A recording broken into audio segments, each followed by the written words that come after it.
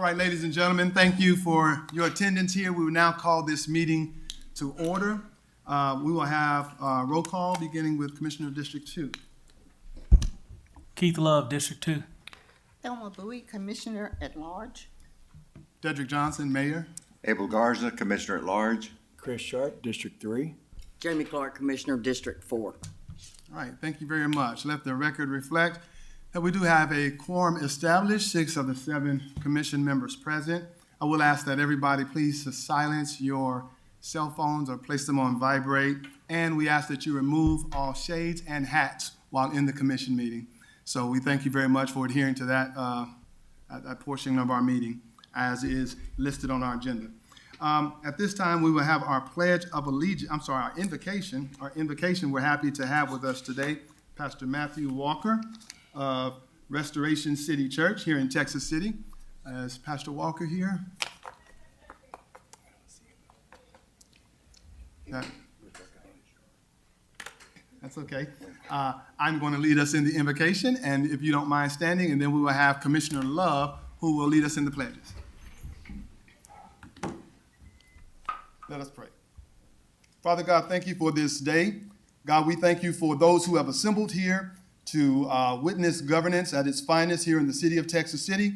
God, we ask that you would just allow us to remember the task that we have in front of us, oh God. We ask that you bless the commission and the city staff of the city of Texas City. Allow us to depend on you for guidance when we need it, Heavenly Father, so that the decisions we make are acceptable and appropriate in your sight.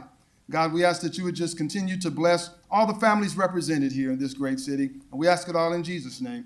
Amen. Amen. Please join me in the pledge. I pledge allegiance to the flag of the United States of America and to the republic for which it stands, one nation, under God, indivisible, with liberty and justice for all. Texas pledge. Under the Texas flag, I pledge allegiance to thee, Texas, one state, under God, one and indivisible. All right, thank you so much. Thank you, Commissioner Love. We appreciate that. At this time, we will move on in the agenda. We're up to proclamations and presentations. We do have a few service awards to pass out. And first, we want to recognize Ms. Andrea Rivera of our water department. She has been with us for 10 years. Ms. Andrea, come on up.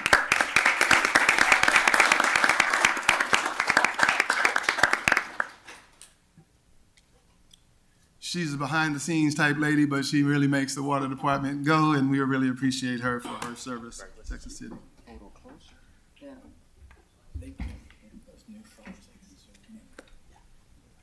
Congratulations.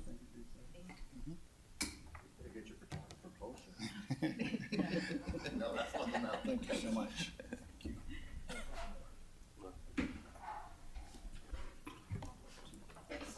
I don't think the next two gentlemen are here, but we definitely want to recognize Mr. Joseph Guillory of Public Works. Mr. Guillory here. With 15 years of service to the city of Texas City, we're thankful for Mr. Joseph Guillory, and Juan Reyes, also of Public Works, for 15 years. Mr. Juan Reyes, we are thankful for their years of service. Let's give one round of applause to all of those individuals.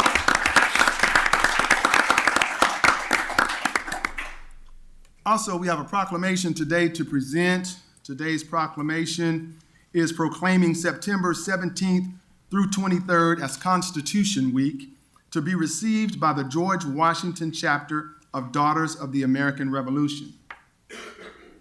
The proclamation reads as follows. Whereas September 17th, 2024 marks the 237th anniversary of drafting the Constitution of the United States of America by the Constitutional Convention. And whereas it is fitting and proper to officially recognize this magnificent document and the anniversary of its creation. And whereas it is fitting and proper to officially recognize the patriotic celebrations which will commemorate this occasion. And whereas Public Law 915 guarantees the issuing of a proclamation each year by the President of the United States of America designating September 17th through 23rd as Constitution Week. Now, therefore, I, Mayor of the City of Texas City, on behalf of the City Commission, do hereby proclaim September 17th through the 23rd, 2024 as Constitution Week. And we urge all citizens to reaffirm the ideals of the framers of this Constitution by vigilantly protecting the freedoms guaranteed to us through this guardian of our liberties. In testimony whereof, witness my hand and the seal of the City of Texas City on this 18th day of September, 2024, signed by myself, Mayor Dedrick Johnson, attested by our City Secretary, Ms. Ramari Lee. Do I have a representative? I think Ms. Susan Polk. Is she here? Okay, if she's not here, that's okay. She wanted us to make sure that we participated in this national proclamation and declaration of September 17th through the 23rd as Constitution Week. So we will let the record reflect that, and our communications director will put a copy of this on our social media pages for our citizens to see. Thank you very much. And now we are up to reports. Today, we will have a report from our Economic Development Director, Ms. Kristen Edwards. A report on our EDC.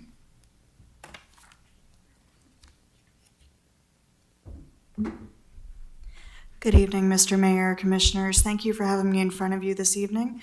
I'm here to present a year in review for the activities of the Texas City Economic Development Corporation, and look forward into fiscal 24-25. So a quick look back at the big accomplishments of 23-24. During this fiscal year, the economic development staff has adhered closely to the goals established in our strategic plan, which is called the Pathways to Prosperity Action Plan. Our major achievements included establishment of the Phoenix Business Accelerator, commencement of construction on the Texas City Community Plaza, funding of a very effective workforce liaison with the Texas City Independent School District, and establishment of 2 grants to assist the small business community, the Business Improvement Grant and the Chamber Dues Program.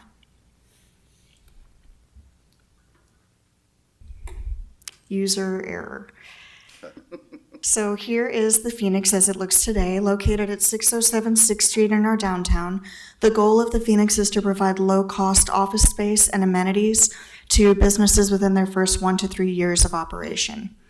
As you enter the facility, you can see that staff has worked very diligently to put fine finishing touches on the space. And following activation of our high-speed internet, the facility will be open and ready to accept clients. We are sending out communication this week to approximately 140 businesses that have been established in Texas City just in the last year. So this is the inside of the Phoenix. You can see 2 enterprise office spaces there at the top.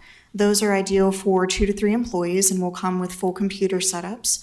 And the cubby spaces there to the right are ideal for an individual operating on their own laptop. Whether you're in an enterprise or a cubby space, you'll still have access to all of the amenities of the facility. We will also have digital memberships available where users will be able to access the Houston Cannons networking and training opportunities to kind of get their feet wet and learn the goals of the facility. Clients of the Phoenix Business Accelerator will also get first row invites to the Small Business Success Series, which we are offering in partnership with the Texas City Lamar Chamber, the Galveston County SBDC, and Moore Memorial Public Library. The goal of the Success Series is to provide operational knowledge from local and regional subject matter experts to help businesses learn about marketing, budgeting, human resources, insurance, and contracting with various levels of government to get more business. This is an example of some of the courses we've held this year. We did a crash course on Canva, which is an easy-to-use platform for designing, marketing, and advertising. A session on cybersecurity that was led by our Small Business Development Center. And top right was a small marketing workshop that we did, where we had community stakeholders already in business kind of sharing what their journeys were and what they hoped they could have learned earlier in the process. We also had Tim Culp and Wesleyan Whitaker, who we're contracting with to build a 3-year curriculum for our clients so they can really learn throughout their experience with us. And I just want to make sure y'all have all seen our beautiful mural on the exterior of the Phoenix Business Accelerator. Created by muralist Alan Davis, this was completed within the last couple of weeks, and we're in love. It's a beautiful piece. It really encapsulates our hope for the facility. And when you see it on 6th Street at night with the lights, it looks really great. And just so this group is aware, we've got another mural in the works at 413 6th Street, which is EDC owned. Work has already started, and I've heard from a lot of the 6th Streeters that they love it, that they're really happy with the design and the vibrancy. So we're excited about that. Moving on to the Texas City Community Plaza. In May of this year, the Commission and the EDC came together to break ground on that facility. When completed, that site, which is located on 6th Street between 7th and 8th Avenue, will include an expanded food truck park, a water play area, playground, dog park, and a performance stage, all in the same footprint and all free of charge for the public to attend. Fiscal 23-24 also brought the arrival of an EDC-supported workforce liaison with the Texas City Independent School District. While her focus has been bringing new industrial and commercial clients into the career and technical education program, she's also achieved some really notable increases in the program output. She doubled the number of students that have graduated from the district CTE program and went straight into the workforce. These are a few photos of the last signing day event that we had, which shows the dozens of students that were there, 42 or 43, signing contracts with their new employers. Lots of happy faces that day, lots of excitement, and we already hear from the CTE program that those kids are doing great in their new positions. So we're very excited to be a part of that. This is an example of one of the groups that took advantage of our business improvement grant. This is Robco Facility Services. So you can see in the before photo where they had a little bit of drainage and some leaking issues on the building itself. They have fixed that, and they've also put a new coat on their building, so it looks a lot sharper and more professional. So we were happy to help out that longstanding business in Texas City. Another big point to draw your attention to is all of the effort that's gone into our industrial complex in the last year. During this fiscal year, staff dedicated a significant amount of time and resources to secure a short-term due diligence lease on Shoal Point, which is in effect now and will ideally lead to the establishment of a $150 to $250 million liquefied natural gas project. That's going really great, and they're about to enter into their second round of public comments with the U.S. Army Corps. Work also began and continues on the development of a preliminary engineering report to pave the way for a road leading from Loop 197 to Shoal Point. More user error. I'm sorry, guys. An additional note on Shoal Point activity. For the last several months, staff has worked closely with the Texas General Land Office to negotiate a possible land lease which would add approximately 50 acres to the city's existing space to welcome a large-scale project on the north portion of Shoal Point. The city released a request for proposals yesterday for its remaining 100 acres of property on Shoal Point, and we hope to have another announcement pertaining to a due diligence lease very soon. So what to expect during fiscal 24-25? What we did in fiscal 23-24, we will look to grow and expand in this next year. At the Phoenix, we'll hope to attract enterprising clients with the goal of fully populating the facility, building up our professional network around the Phoenix through allied organizations, and supporting the Small Business Success Series with additional advertising.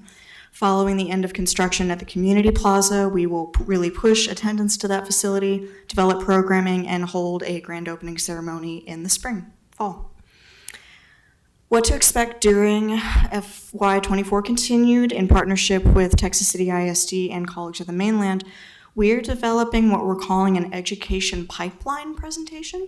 It should be a combination of a website and a physical publication that will help students and their parents navigate the high school and college level requirements necessary to enter high demand job fields.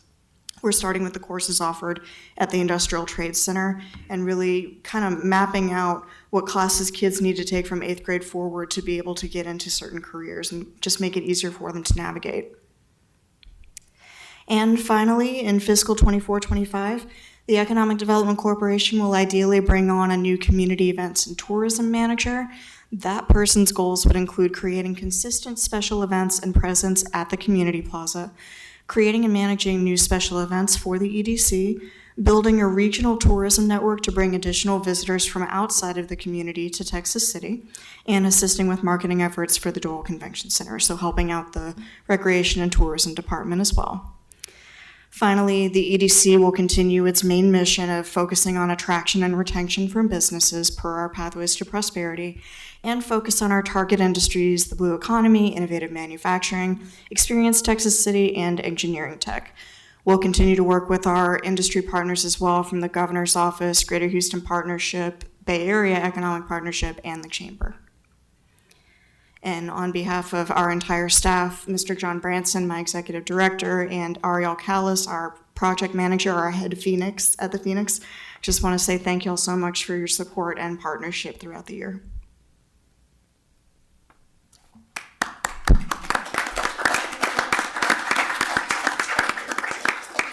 Commissioners, does anybody have any questions or comments for Ms. Kristen Edwards? You're doing a great job. Yeah, thank you, Kristen, for all you're doing, all of y'all. Absolutely, thank you. All right. At this time, we will open up our public hearing. It is now 5:18, and we will ask our CFO, Ms. Cynthia Rushing, to come forward. We will have a public hearing in support or in opposition of the City of Texas City's proposed fiscal year budget. Rushing? Thank you, Mayor, Commissioners. I am honored to serve you as the CFO, as your new CFO. I commit to you, the residents and the staff, that I will lead the City of Texas City to fiscal resilience.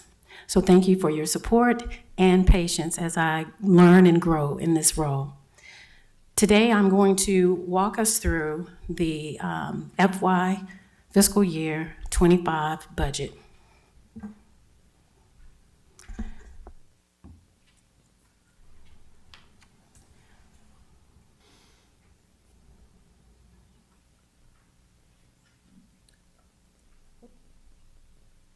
Okay, I'll fix it. Hold on. Okay. Don't touch.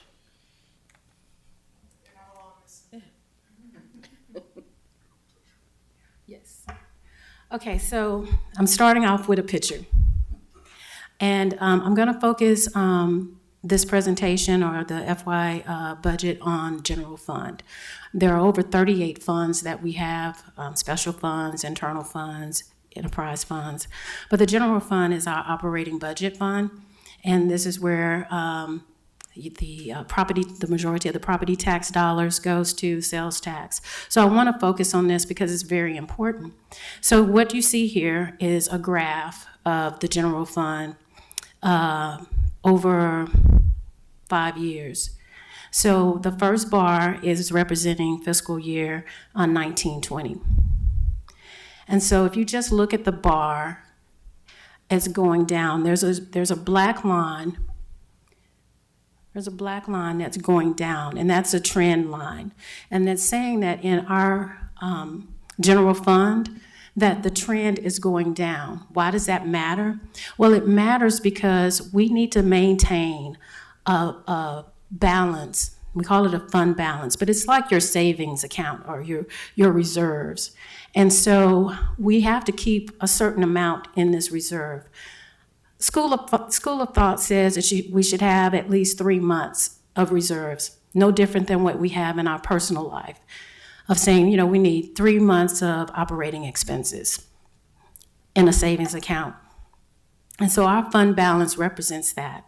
And so as our fund balance starts to decline, it puts us in a very vulnerable position of not having enough funds available to us. So one of the things that I think is important for us to do is to pause, to recalibrate, and smooth out the revenue and expenditures. As you see the other lines, your red line is the expenditure, and it's zigzag, it's just up and down. But what's happening is when we smooth that out and put a trend line on it, our expenses are outpacing our revenue. So it's important for us to look at the data, analyze the data, and make really good, sound decisions on how to move forward so that we can be a sustainable municipality that we have planned and we have focused on what our spend should be and what our revenue should be. And so I wanted to start off with this because I know that there is a lot of concern about, where we're headed. It's not that we don't have any funds, it's just that we want to protect the funds that we do have and then say, hey, let's pause, let's regroup, let's get focused, and move forward in a way that we are intentional and deliberate on the decisions that we're making on behalf of the residents of the city of Texas City. So,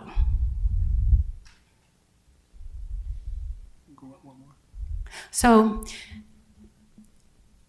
I wanted to give you another picture. And this is a picture of a US dollar. Everyone knows what this is, right? But you don't know where your money is going.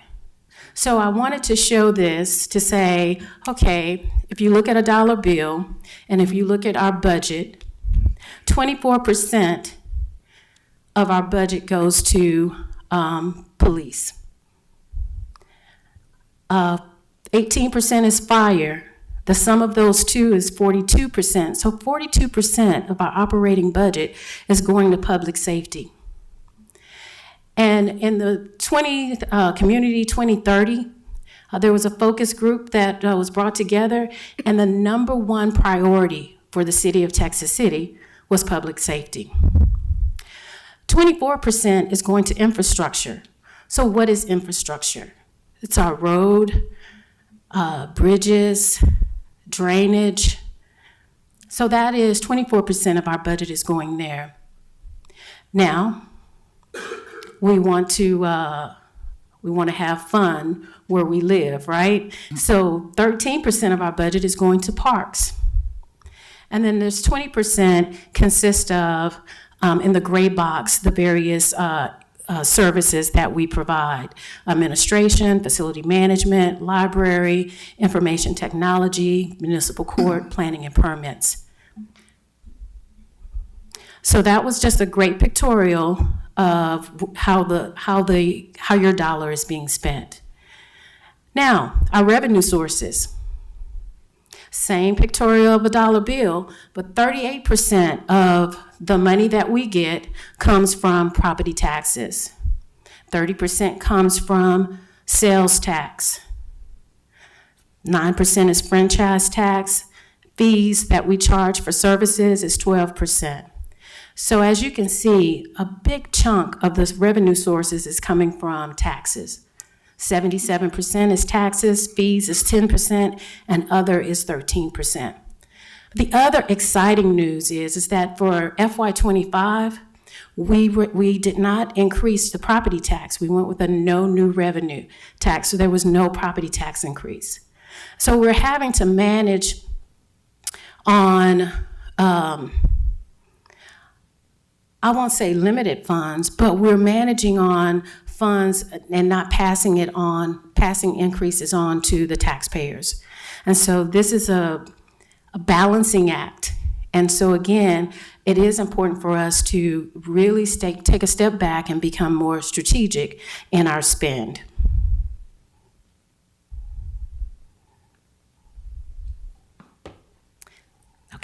Okay, thank you. All right, so as we move on, in the general fund, there were some unplanned expenses. We had, actually, the animal shelter wasn't, this is an error, animal shelter wasn't a 12% increase, it was actually an 88% increase. So it increased by $223,000, which brings it up to about almost $500,000. It's $473,000. Our health insurance went up $225,000. We had an increase in our garbage collection, and that went up 12%, and that was $370,000. We have aging facilities, so we have capital projects for this year that's about $3.5 million. And then also in this year, we had collective bargaining with fire and police, our civil service, and that is still ongoing. Oh, I'm sorry, she said she had it for me. All right, so now we're going to get into the numbers. So this top section here is the revenue, and these are all the revenue streams. So for FY25, we are projecting that we will have 75 million in revenue. And our expenditures is 75.6 million, slightly over. So we're going to be pulling out of our fund balance. But our fund balance is at 25 million, 24,785,000. Now, what's not in this budget is a staff cost of living adjustment, the COLA. What's also not in the budget is any adjustments due to the collective bargaining with civil service, fire, and police. Thirdly, what's not in this budget is one-time capital cost. I want to take a minute to talk about why capital cost is being pulled out. In previous years, we did use general fund dollars to pay for one-time capital cost. Going forward, I want to move all capital costs to a capital cost fund so that we can clearly see what the operating expense is for the city of Texas City. So today, if I look at previous years to say, okay, on average, we spend about $6.3 million a month to be able to calculate how much we should have in reserve, then I need to know, is that really true operating cost? Or are those some one-time expenditures in that number? So that has been a very important change for us. New items in this budget is new staff positions. The higher costs that I mentioned earlier, insurance not passed on to staff, and then the cost increases for the various services. So, new staff positions. Here are the new staff positions. Kristen just shared with you one of the positions in economic development, the events and tourism manager. Police is asking for 2 crime scene technicians. Engineer planning is looking to have a zoning technician and a project inspector. The inspection permits department is asking for staff for a commercial residential examiner. Communications is asking for communication specialists. Finance is in need of senior analyst. And HR is in need of HR analyst, and fire is asking for a code enforcement officer for the neighborhood services. Here's the capital request. So capital request is about $3 million, 2.9. And in this capital request, there's various renovations or replacement items, just upgrades in our parks. So Parks is requesting 1.1 million to replace outdoor basketball boards, renovation of the splash pad. Park Avenue building needs to be furnished with tables and chairs. We need to replace some AC units at the Carver Pavilion. So it's a series of things that need to be done. Police is asking for renovation for their police station. Police station, I believe, is over 30 years old. They're asking for renovation for their shooting range. So that brings a total for the police of $720,000. I won't go through all of these, but they are available and they are listed in the actual budget book, which is online. Vehicles and equipment. So we're requesting 38 vehicles. The majority of them are replacement vehicles, and then there are some that are new. The new vehicles are being asked for new staff that we're bringing on that actually are out in the field and they're going to need vehicle But then we're also looking at how we're managing our fleet. And so one of the things that we are doing is leveraging a fleet versus assigning vehicles for staff to take home. So there are a few new vehicles in there to build the fleet. If we go to the next slide, it's just the continuation of the vehicles. And this is vehicles and equipment. So we have equipment like a Bobcat that needs to be replaced. That's $110,000. There's another heavy-duty equipment that we need in Public Works. It's $300,000. There's a dump truck in here. We have a lot of mowers that need to be replaced. I believe it's 3 of them, and that's in here.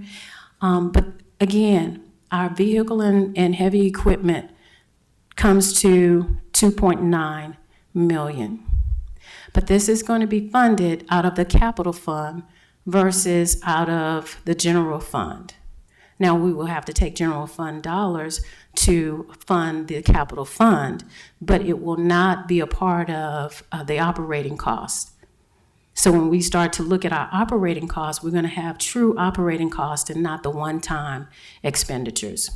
And then going forward, I am proposing that we set up a capital improvement plan and that we look at it over a 3 to 5 year span so that we can start to manage this cost and it's not a surprise, that we know at least 2 years ahead of time what things we're going to be replacing.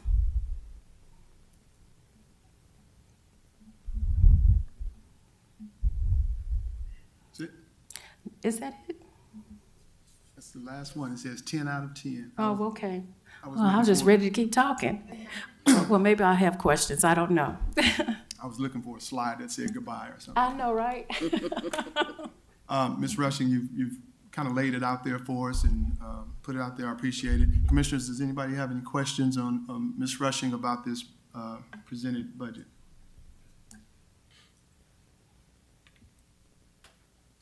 As part of this public hearing, is there anyone here who wishes to speak in opposition to the presented budget? Mister, you want to come on up to the microphone, state your name and what issues you have with the presented budget? My name's Brian Getchis, and I live on Mainland Drive, Tech City. I just think some of this looks like it's more than a one-time expense. I mean, we're doing a capital, and then we move it over here, but after that, we have to move it back to the general fund. And I think we need much more time to look at this, as it's only been out a couple of days. And Okay.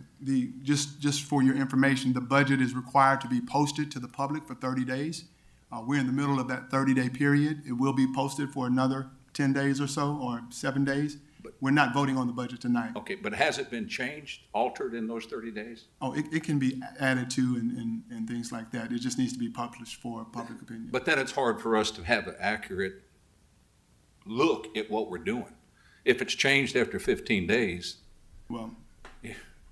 it's It changed- doesn't make sense It's to me. changed because it's always a work in progress. But, we don't intend to change it, but if something, some new developments occur, then there's some adjustments that need to be made. But again, it's online, and you can view it as often as you like. It's also posted right outside the mayor's office here in City Hall if you want to come and pick up a copy. I don't know how often it changes. I wouldn't say it changes regularly, but if there's something that needs to be adjusted, we are allowed to do that. Because I understand that doesn't sound fair to us. but we that- want to present the best product to the commission to vote on. And so if, let's say, there was an error in there at 12% increase when it really was an 88% increase, we can't sit there and say, well, we're not going to change it. We know it's supposed to be 88, but we can't change it because it has to stay the same for 30 days. That's not what we do. Well, and I understand that, but most of us don't have, most people don't come here. So if you could publish, hey, what you changed. Well, it's online, as I'm saying. Do you look at 68 pages to see if what's changed? I don't. What would you And have I us, think it would be, what would you have us to do? I would have whoever makes the change highlight that at the top or say, hey, we have a change in the budget on page 45. Okay. Thank you for your Thank you. concern. Is there anyone else who wishes to speak in opposition of the proposed budget? Is there anyone here? Oh, I'm sorry. Go ahead. Please state your name and your issue that you have with the budget. Joseph Lowry. I just think that, well, once you post a budget, it has to stay the same. Once you send that off to the newspaper, that it's posted, if you change your budget, I don't believe that that's legal. And so if you guys are going to vote on anything today, I'd caution you. Is there anyone here who wishes to speak in favor of the budget?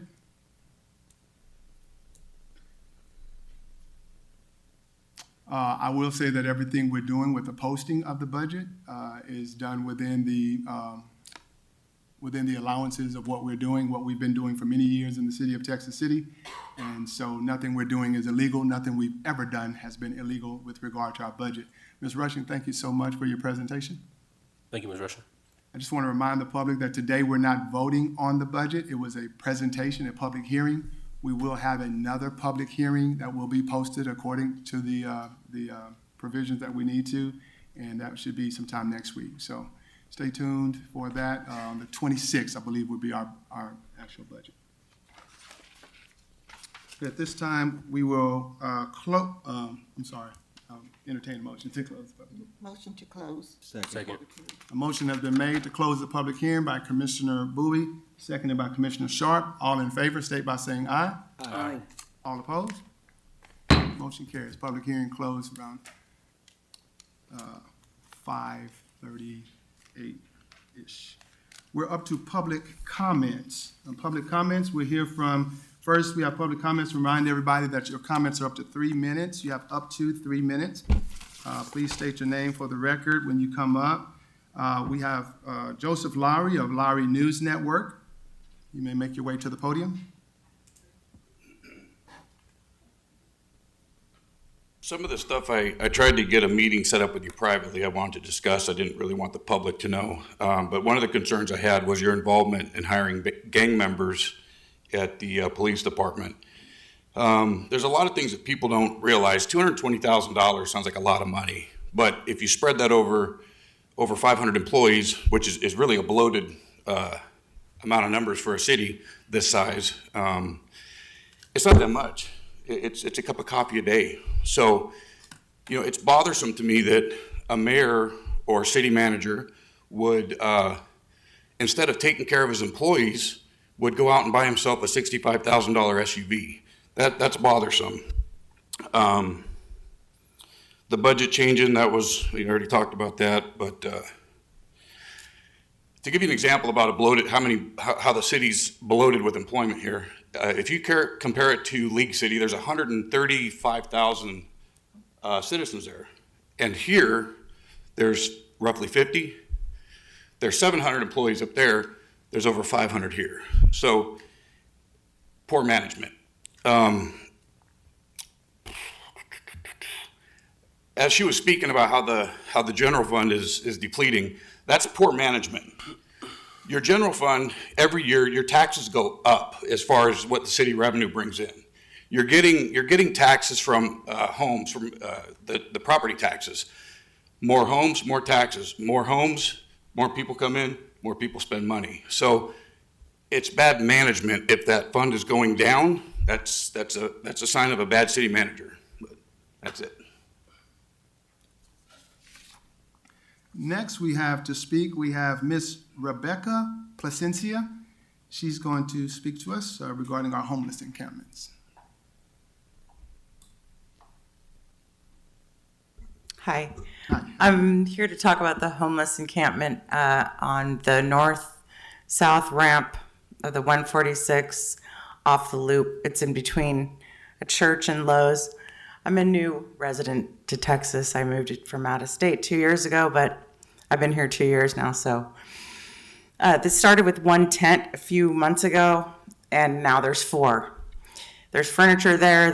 I went with a friend. We went to go look at it.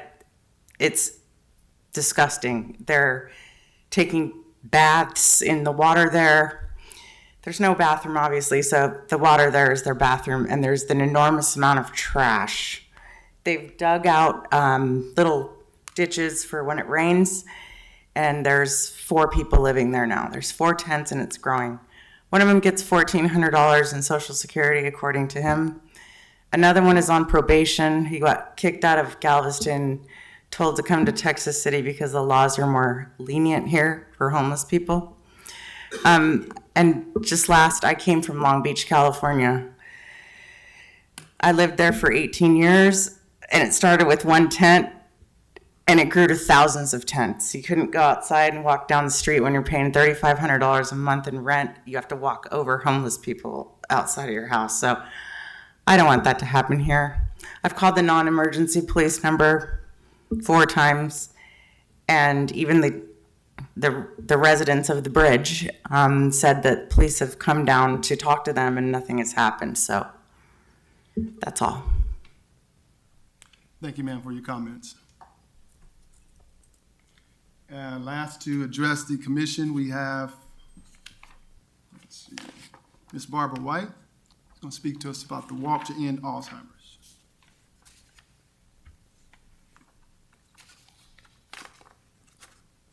And we do have your flyer here. I know you do. I gave one to your son. I know you do. Thank you. That way, if you don't come, they have to come. You have to bring them. My name is Barbara White. I'm the chair of the 3rd annual Walk to End Alzheimer's. It's going to be October the 12th. That's a Saturday morning. Sign-in is at 8:30. The walk is from 9 to 10. We're just going to walk around Blocker Middle School and the administration building. If it is raining, we will be inside the gym. We'll have bathrooms, air conditioning, and cold water. If you can't come and walk with us, send us a donation. There's a cute little square on here, and I'm all over town. I drive that stringery truck. So you can flag me down, write me a check, give me cash. We take anything, but we need to find a cure. So come and join us. Thank you very much. Thank you, Ms. White. We appreciate you. All right.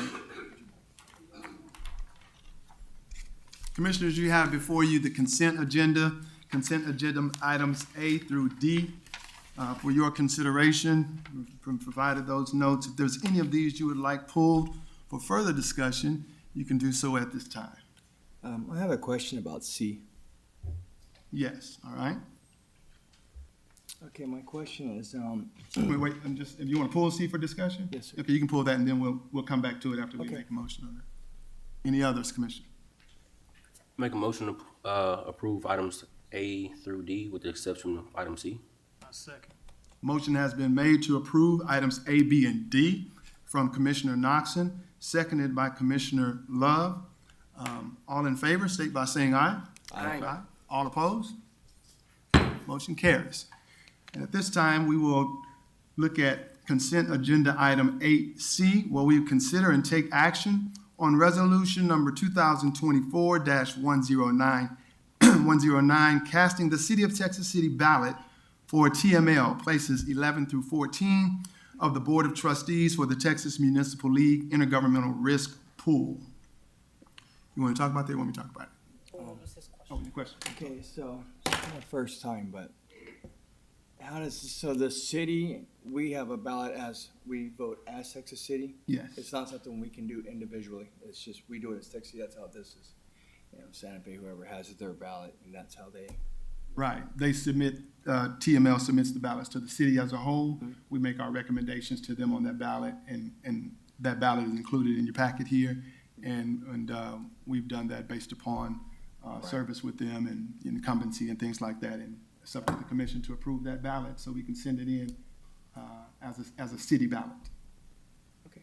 That was my question, is if it's something we do as a city, or is it something we can do individually? But you answered the question. Thank you. Can you get the microphone? I can't hear you. Yes, sir. Yes, sir. So just for the record, wanted to be clear that we have a ballot that is up for approval to submit to TML, which is Texas Municipal League. It's our intergovernmental risk pool. There are some positions that came up in that league for re-election or for election. And we have completed our ballot, and we're asking the city commission to approve that ballot to be submitted on behalf of the city of Texas City. So that ballot is before you. We're asking that you approve that annual. Okay, I'll go ahead and make a Trustee. motion to approve. A second. Motion has been made by Commissioner Sharp to approve our city ballot, seconded by Commissioner Clark. Any questions regarding that, commissioners? All in favor, state by saying aye. Aye. All opposed? Motion carries. All right. So at this time, we're at the regular items, 9A. We will consider and take action on ordinance number 2024-23, approving the recommended speed zones for Loop 197 as recommended by TxDOT on the basis of an engineering and traffic investigation. We'll hear from our city engineer, Ms. Kim Golden. Good evening, Mayor, Commissioners. So this is a recommendation, this is the first reading, first of all. It's the first reading.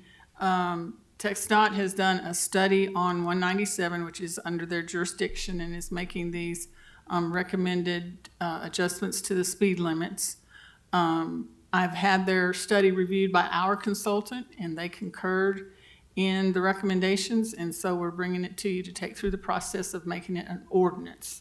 And once you approve the ordinance, then it can be enforced. Of course, the postings will have to be changed, and then it can be enforced. People don't get an option to follow the speed limit or not. It costs them a little bit. Commissioners, do you have any questions of Ms. Golden? I do.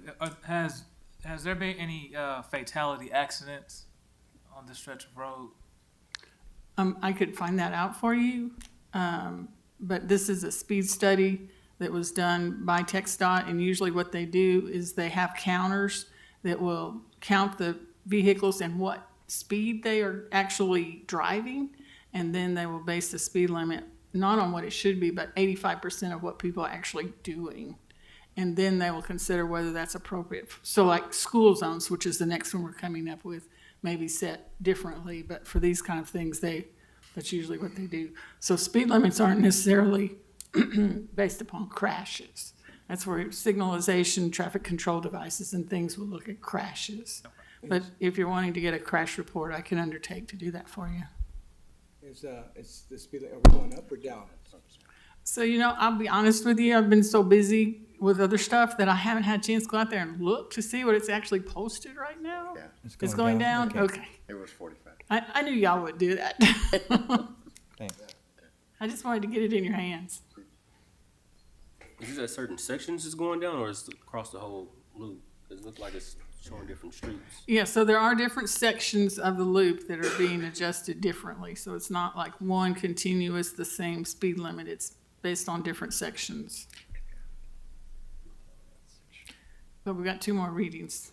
So this is we're doing this in the 3 reading situation because those who travel that road frequently will need, the most time to get used to any speed changes, and we don't want to just hit them with a one ruling. But that is through a huge portion of our industrial complex, and so we want cars to kind of slow down around these pipelines. If you've been paying attention to what happened in LaPorte just the other day, a lot of those pipelines are underground, but there's a lot of pipelines that are still above ground, and so that may have something to do with it.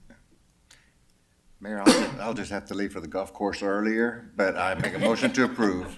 Second. A motion has been made by Commissioner Garza to approve, seconded by Commissioner Bowie. Any more questions on that? All in favor state by saying aye. Aye. Aye. All opposed? Motion carries. Thank you very much. Next to 9B, also to consider and take action on ordinance number 2024-24, approving the recommended speed zones for FM 3436 as suggested by the TML, Texas League of Municipalities. I'm sorry, that's TLM, Texas League of Municipalities. And so, Mayor, I drafted that poorly. TML actually provides the form of the ordinance. Got it, okay. TxDOT is the one that did the actual analysis and engineering, and so that was poorly drafted, and I'll correct it for your second reading. But this is a school zone, and so I'm confident this is a reduction. It's there 34, 36 in front of the Krantz, is it junior high? Junior high? Okay, in front of the Krantz Junior High. That is a reduction. I go that way all the time. Okay. Any questions, commissioners, on this Like item? fast. I make a motion to approve. A second. A motion has been made by Commissioner Clark to approve this ordinance recommending the speed change. It is seconded by Commissioner Sharp. Let me just, before we vote, I just want to remind everybody, this is one of 3 readings. This is the first reading. Okay, all in favor by that motion, state by saying aye. Aye. All opposed? Motion carries. Thank you, Commissioner. Thank you, Ms. Golden, we appreciate it. Now up to commissioners' comments. We'll start with you, Commissioner Knoxon of District 1. No comment. All right, Commissioner Love. No comment. Commissioner Bowie? Since we're talking about TxDOT, I'd like to Mr. Harrelson, I appreciate your interceding with regards to the intersection or the lights that we currently have at Highway 3 and Minna Drive. 3 years ago, I put in a request to TxDOT to place an accentuated light, which would be basically a 4-way light sign for all vehicles traveling east, west, north, and south. 3 years later, and Mr. Harrelson checks on it since he's meeting with them, and it may be another 3 years. They seem to move slower and slower. But the reason is, and it makes sense, they have to get approval from the Railroad Commission, and so they perhaps are even more slower. But it hasn't been dropped because I thought they had just dropped me and just refused to answer my emails, but they're at a point to where they have to wait for someone else higher up. And we have had fatalities at that location. We have had major wrecks. We have had minor wrecks. We sent TxDOT that information from Texas City Police Department, so it is a troublesome spot that we're trying to get fixed. Thank you very much, Commissioner. Commissioner Garza? Yeah, I want to emphasize what Commissioner Bowie just said. I really appreciate y'all working with TxDOT. I mean, we're growing and we need to be a little more careful because our streets are not growing, but the cars are kind of speedy. So thank you so much for what y'all are doing. Thank you. Thank you, Commissioner. Commissioner Sharp? I would like to thank Ms. Rushing. Thank you. Very good presentation. Thank you, sir. I agree. Commissioner Clark? I have no comment, but good job, everyone. Oh, and Kristen too. That was good. Sorry. Thank you. Our EDC is doing some great things. Thank you again, Ms. Rushing, for that budget presentation. For those of us who hung around a little bit, I do want to say when there was a brief comparison made to the city of Texas City and the city of League City as far as the number of employees that we have relative to the amount of expenses or revenue for operational.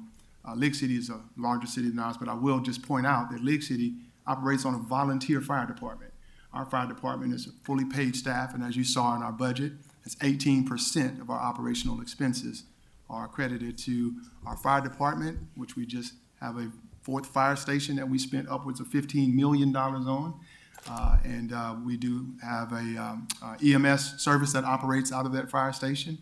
And so just wanted to note that difference. That wasn't a comparison of apples to apples. So outside of that, I just wanted to say thank you all for being here. We welcome you to come to our next city commission meeting. Is always the 1st and 3rd Wednesday, but next week we will have a special called meeting where we will vote to approve the budget on September the 26th.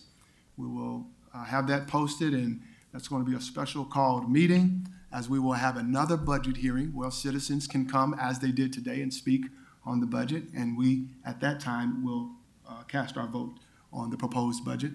And so I want to encourage everybody to come out. That's Thursday, the 26th? Yes, ma'am. It's going to be on Thursday this time, because on this particular time, we wanted to give the citizens had 30-day viewing, and so that 30 days is up on the Thursdays. It's the night of Hall of Honor for the foundation. Okay, well, I tell you this, that meeting will be over in 15 to 20 minutes. Okay. But I do want to, are you being honored this time? Right? So, Yes, sir. very own commissioner, I forgot to mention that, I'm sorry. Over there, being all humble and everything. What time does that start exactly? 5. At 5? Yeah. Oh, wow. Okay, we'll work something out. Okay. We'll try to be out here by 5:15. Okay. It's a very short Okay. agenda. Yeah. Is there any other staff members out there who have anything they'd like to add?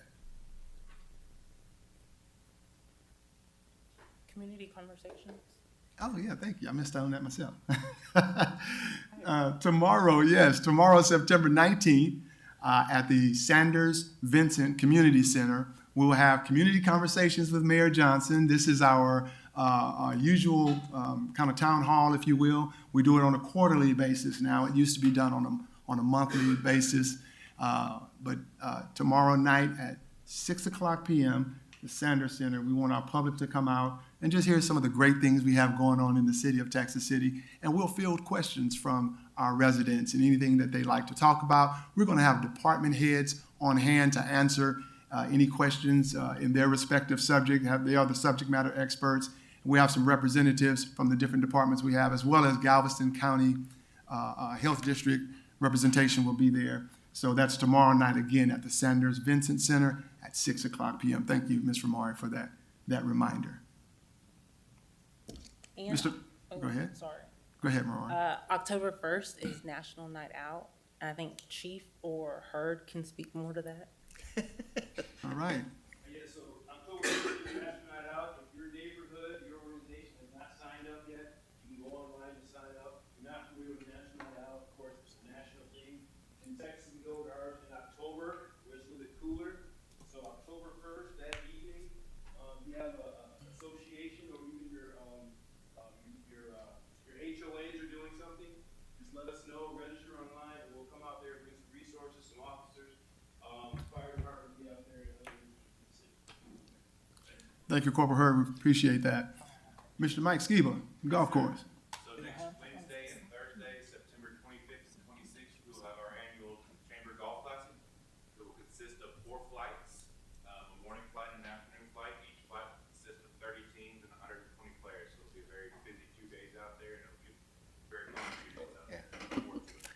Mayor, that's one of the largest in the Houston-Galveston area. No other organization has 460 golfers Wow. in 2 days. It's the largest. Yeah, it is. All right, Massive. great. Thank you for that. Pray for good weather. Yes, I've already checked. It's looking good so far, but. Good deal. I think you made a local call, didn't you, to make sure we have. I've tried that in the past, and I've paid the price. Just gonna stick with it. All right. Motion to adjourn, Mayor. You got any more? Before we do that, we'll make sure. Any more staff? Adjourn, Mayor. You got any more? Before we do that, we'll make sure. Any more staff members? No, we're ready. That's it? All right. Thank you. Motion to adjourn. Thank you very much. Motion to adjourn, and this means adjourned. Thank you. I get paid by the job, not by the hour.